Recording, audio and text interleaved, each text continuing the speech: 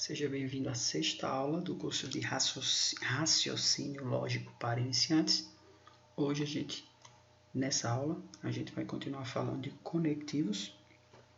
A gente já falou de conectivos nas aulas anteriores, já respondeu exercícios de conectivos. Antes de começar, eu queria que você entendesse uma coisa. Não se apegue muito à escrita, em como está escrito em português as questões, ok? Agora no início, tá?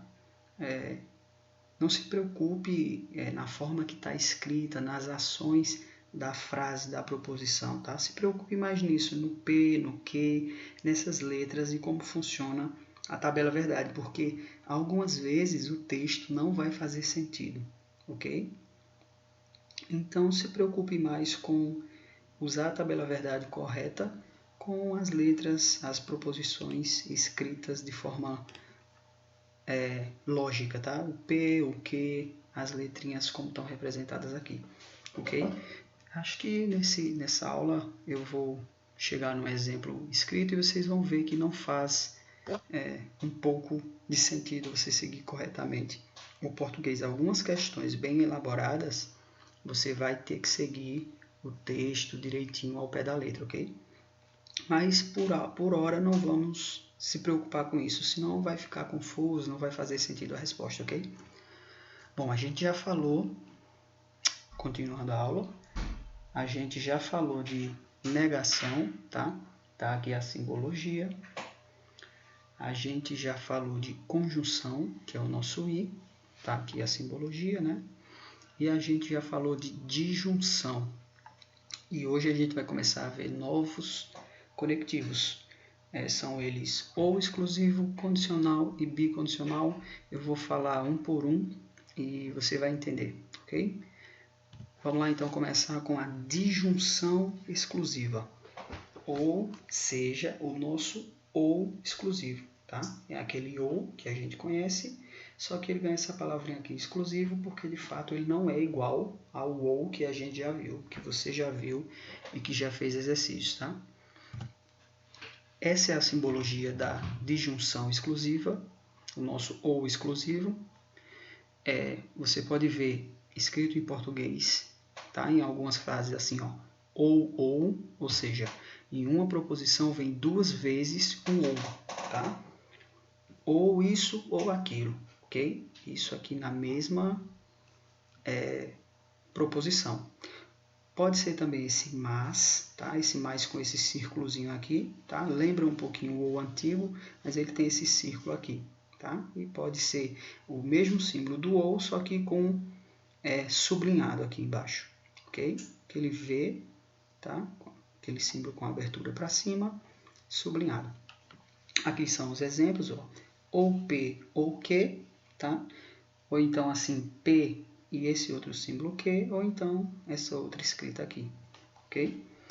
Então vamos lá para um exemplo para a gente começar a entender como funciona esse conectivo ou exclusivo, disjunção exclusiva. Bom, tá aqui um exemplo. Joaquim vai comprar pão ou no mercado ou na padaria, tá? Aí está destacado o nosso conectivo, tá? Ou e ou. O que isso significa? Eu vou tentar explicar detalhado para você entender. Joaquim vai comprar pão, beleza.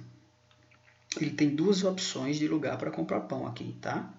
Então a proposição tá falando que Joaquim vai comprar pão ou no mercado ou na padaria, certo?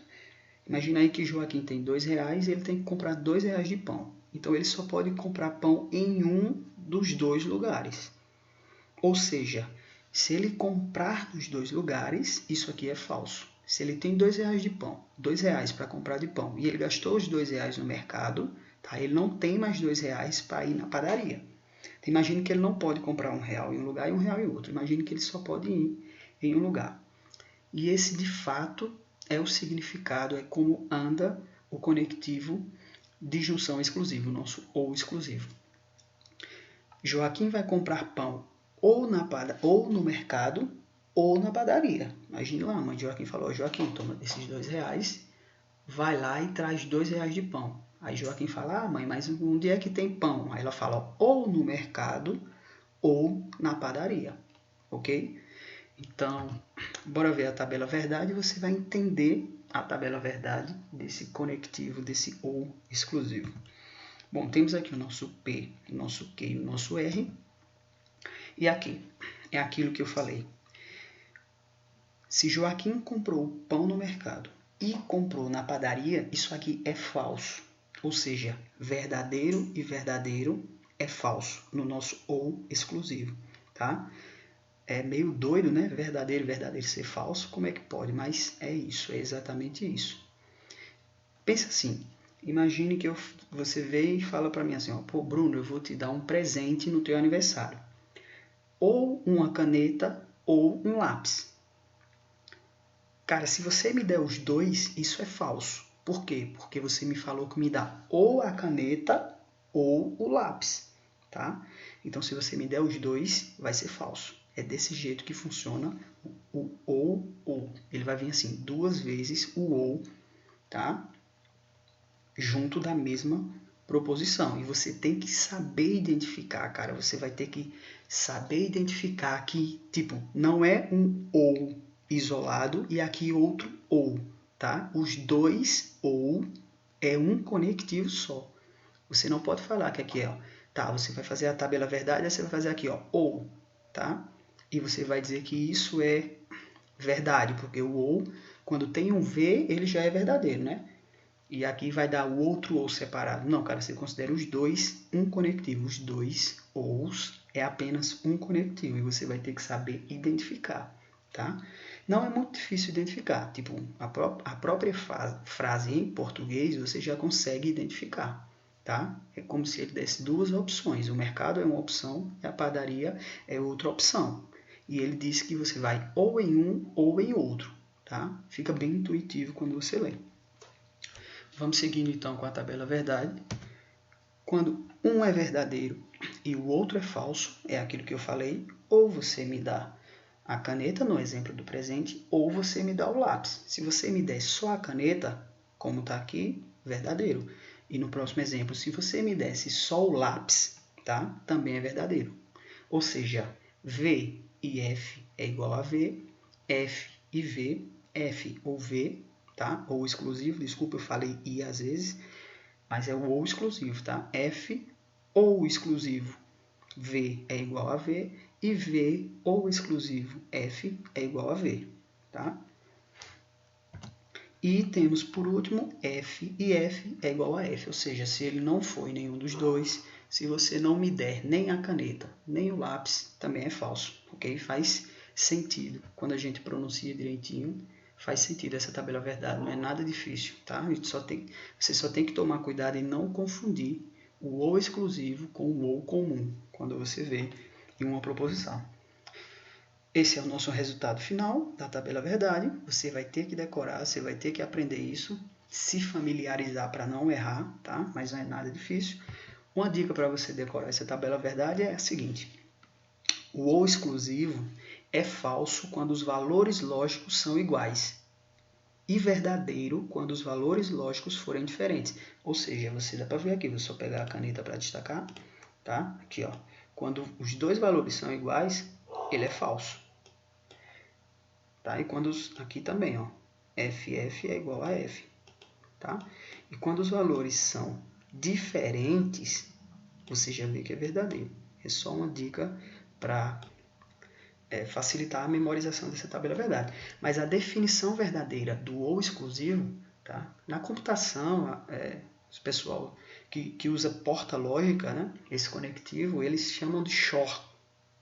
X ou R, ou seja, o ou que a gente doa é o OR, né? Que vem do inglês ou, e tem esse XOR, que é a XOR. XOR, tá? E a definição verdadeira dela é essa aqui.